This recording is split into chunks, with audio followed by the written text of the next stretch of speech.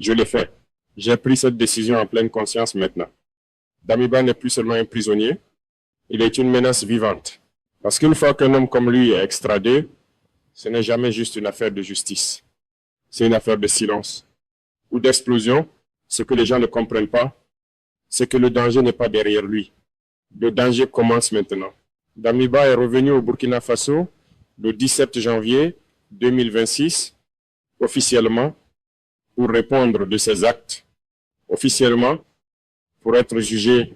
Mais moi, je regarde plus loin et je vois une autre guerre, parce que Damiba pourrait parler, et quand un homme détenu peut parler, tout le système commence à trembler. Ce n'est pas une hypothèse romantique, c'est une mécanique froide. Quand une vérité devient possible, le meurtre devient une option stratégique. Voilà pourquoi je le dis clairement à partir de cet instant. Le principal ennemi de Damiba n'est pas le Burkina, c'est Alassane Ouattara, parce qu'il est impulsif. Mais parce que tout cela a été préparé, ce n'est pas une réaction, c'est une accumulation. Damiba n'est pas un acteur isolé, il est un nœud dans une chaîne de tentatives de déstabilisation, un nœud dans un financement venu d'ailleurs, un nœud dans un jeu où certains États servent de base arrière. Et si Damiba parle, ce n'est pas seulement Ouagadougou qui écoutera, ce sera toute l'Afrique de l'Ouest. Parce que quand X est accepté, X est normal. Quand un homme avoue, ceux qui l'ont utilisé deviennent visibles, et c'est exactement ce que certains ne peuvent pas se permettre. Je le répète, le risque n'est pas que Damiba meure par vengeance. Le risque, c'est qu'il meure pour empêcher la vérité. Et maintenant, une question brûle qui a intérêt à ce que Damiba ne survive pas assez longtemps pour parler. Si vous comprenez ça, alors vous comprenez que cette extradition n'est pas une fin, c'est le début. Je n'ai pas attendu qu'ils le disent officiellement. J'ai compris dès la seconde où Damiba a franchi la frontière, ce dossier n'allait pas rester burkinabé. Parce que ce genre d'affaires ne s'arrête jamais à un homme. Elle remonte toujours vers ceux qui l'ont fabriqué. Damiba n'est pas seulement accusé, il est connecté à des tentatives de coup d'État, connecté à des réseaux, connecté à des maîtres invisibles, et c'est là que la panique commence. Ouattara ne s'agite pas par émotion, il s'agite parce qu'il sait que les preuves ont déjà parlé, il sait que les financements ont déjà laissé des traces, il sait que les armes n'apparaissent jamais sans logistique. Ce n'est pas un scandale médiatique, c'est une architecture. Et une architecture ne tombe pas parce qu'on crie, elle tombe parce qu'un seul pilier décide de céder. Damiba est ce pilier. Le système pensait qu'il resterait invalé. Un instrument docile, un soldat du silence. Mais une fois arrêté, invalé devient un risque. Parce que la loyauté existe tant que le pouvoir protège. Dès que le pouvoir abandonne, la confession devient une vengeance froide.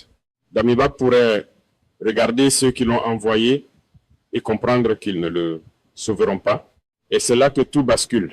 Ce n'est plus une question de justice, c'est une question de survie politique. Car si Damiba parle, Ouattara n'est plus seulement un président, il devient un acteur criminel dans une déstabilisation régionale. Et à partir de là, ce n'est plus la Côte d'Ivoire contre le Burkina. C'est un continent contre ses fantômes. Quand A arrive, B cesse d'être une option. Quand un homme comme Damiba ouvre la bouche, la diplomatie devient une scène d'accusation. Et ceux qui tremblent le plus ne sont pas ceux qui crient sur les réseaux, ce sont ceux qui savent que tout était calculé. La vraie peur n'est pas que Damiba soit jugé. La vraie peur, c'est qu'il parle avant d'être effacé et être moyen. Je le dis sans détour. Le silence coûte plus cher que la guerre. Alors la question devient insupportable. Combien de temps Damiba restera-t-il vivant avant que quelqu'un décide que la vérité est trop dangereuse? Je vais être brutal. Ce qui se joue ici n'est pas une arrestation. Ce qui se joue, c'est un nettoyage. Parce que à ce niveau de pouvoir, on ne protège pas un homme. On protège un système. Et Damiba n'est plus un homme utile. Il est un homme qui sait. Et dans un monde gouverné par des alliances sales, savoir est déjà une trahison potentielle. Ce n'est pas Burkina Faso qui menace Damiba, c'est ceux qui l'ont utilisé. Les maîtres n'aiment pas les témoins, les empires n'aiment pas les miroirs, les réseaux n'aiment pas les confessions. Ils préfèrent les cadavres silencieux. Je vois la mécanique, d'abord l'exil, ensuite la tentative de déstabilisation, ensuite l'arrestation, ensuite l'extradition, et maintenant la phase finale, l'effacement, parce que si Damiba raconte tout, il ne parlera pas seulement des coups d'État, il parlera des financements, il parlera de bases arrières, il parlera des complicités régionales, il parlera des intérêts français, il parlera des impérialismes qui se cachent derrière des costumes africains. Et ça, ce serait une contamination. Un scandale burkinabé devient un scandale ouest-africain. Un scandale ouest-africain devient un scandale africain. Un scandale africain devient un scandale global. Et là, les masques tombent. Voilà pourquoi je dis que Ouattara panique. Pas parce qu'il a peur d'un homme, mais parce qu'il a peur de ce que cet homme peut faire au récit officiel. Parce que le récit, c'est l'arme la plus puissante du pouvoir. Si Damiba parle, le Burkina ne sera plus seulement un État en crise. Il sera une preuve vivante que des présidents africains servent encore de gouverneurs coloniaux. Et à partir de ce moment, la souveraineté cesse d'être un slogan, elle devient une guerre. Il y a un futur où Damiba survit et témoigne. Et ce futur est un tremblement de terre. Il y a un futur où Damiba est assassiné. Et ce futur est un aveu collectif. Il y a un futur où tout le monde se tait. Et ce futur est le plus cher de tous. Parce qu'une fois que le silence est accepté, la trahison devient normale. Alors je pose la question, et elle brûle.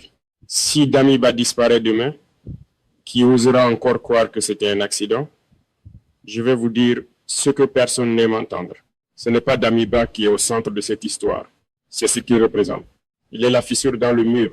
Et quand une fissure apparaît, tout le pouvoir travaille non pas à réparer, mais à empêcher que les gens regardent à l'intérieur. Parce que derrière ce mur, il n'y a pas de patriotisme.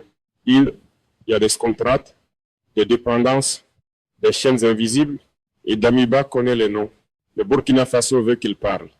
L'Afrique souveraine veut qu'il parle. Mais ceux qui dominent encore les anciennes routes coloniales veulent qu'il se taise à jamais. C'est là que tout devient insupportable. On prétend que cette affaire concerne un coup d'État raté. Mais moi, je vois autre chose. Une bataille pour l'avenir du continent.